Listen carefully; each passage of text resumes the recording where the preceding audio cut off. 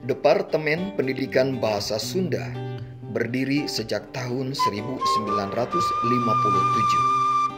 Saat ini dikelola oleh 16 orang dosen dan 1 orang tenaga kependidikan. Mahasiswanya saat ini berjumlah lebih kurang 380 orang. Hampir 100% mahasiswa umumnya berasal dari Jawa Barat.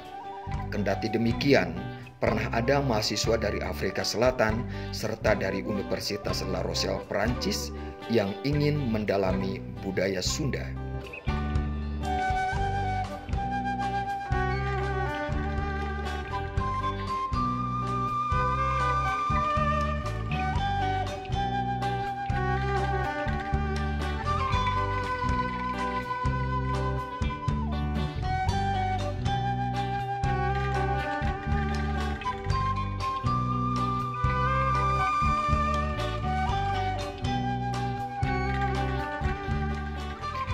Fasilitas untuk mahasiswa terdiri atas beasiswa, ruang kelas ber-AC, wifi di setiap kelas, ruang baca, dan lain-lain.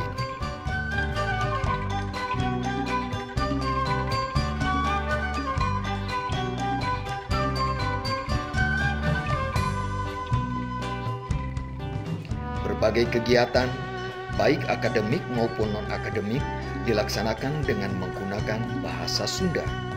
Dengan demikian, pelestarian dan pengembangan bahasa Sunda terus dilakukan.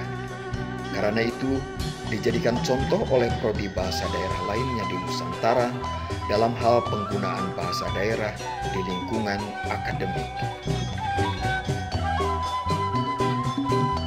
Di tingkat Badan Eksekutif Mahasiswa atau BEM, ada berbagai organisasi, yaitu Pancak Suji sebagai organisasi pencinta alam, Sambada dan Lisenda sebagai organisasi seni, Katumbiri organisasi seni di tingkat fakultas, dan organisasi kemahasiswaan lainnya.